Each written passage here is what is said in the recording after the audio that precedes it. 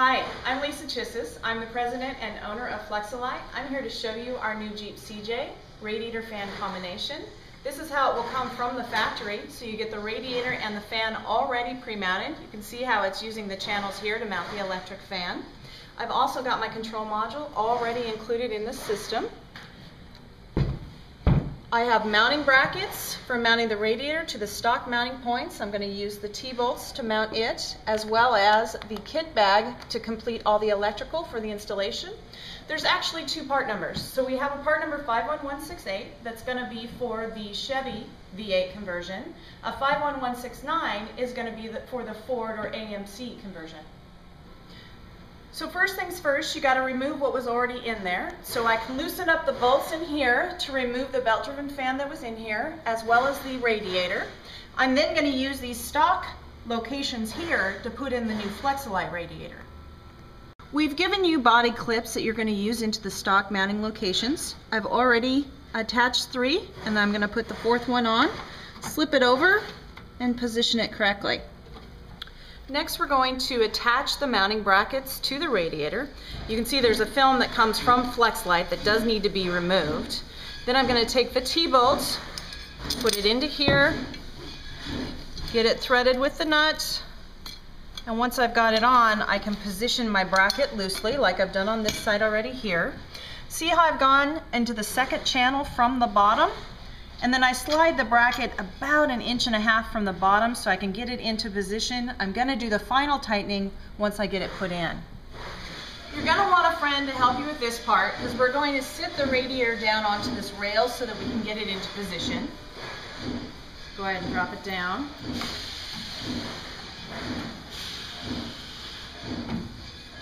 All right. And then we've got 4 bolts that we're going to position in here. And we're going to go ahead and tighten all 4 securely here, but leave these loose until we position the fan radiator combination. Now that these bolts are all been secured, we want to make sure these are loose enough so that I can position the fan radiator off of this rail. So it needs to come up about 1/2 inch. I'm going to have my friend help me do that. Once he's got it lifted, good, I can go ahead and tighten the top bolts. Okay, we're going to reattach the radiator hose onto the driver's side inlet. Clamp it back down. Now we're going to place the probe into our radiator core. I'm going to put it on the inlet side here. First thing I'm going to do is take an undersized Phillips screwdriver and I'm going to put it through the fins. Be careful of your radiator tubes here. So it'll make it easier to put this probe all the way through.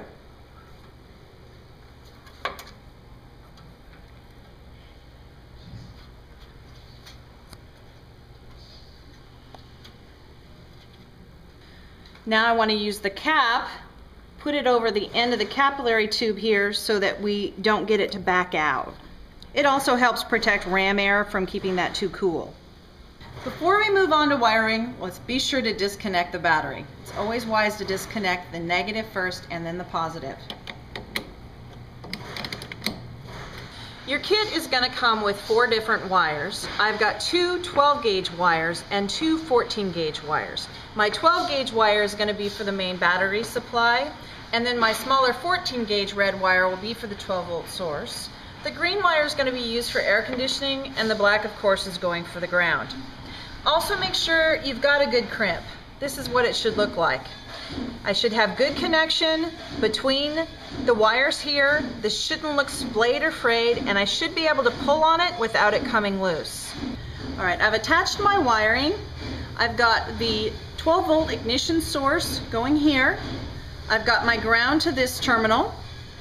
I've got my main battery coming down here.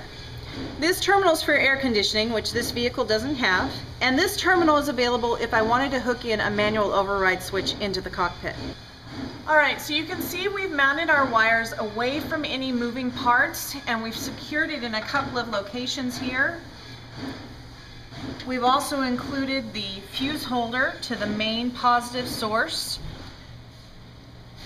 Last, I'm going to hook up the negative wire with my negative terminal back into the battery. Once I have all the wiring connected, then I'm going to put my fuse into the fuse holder. We've reattached the lower radiator hose, and it's time to put the fluids back into our radiator.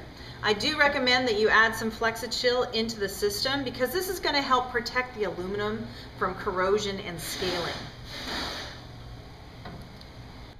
I've included a new radiator cap. I think it's a good idea to invest in one. It can be a common point of failure in your system.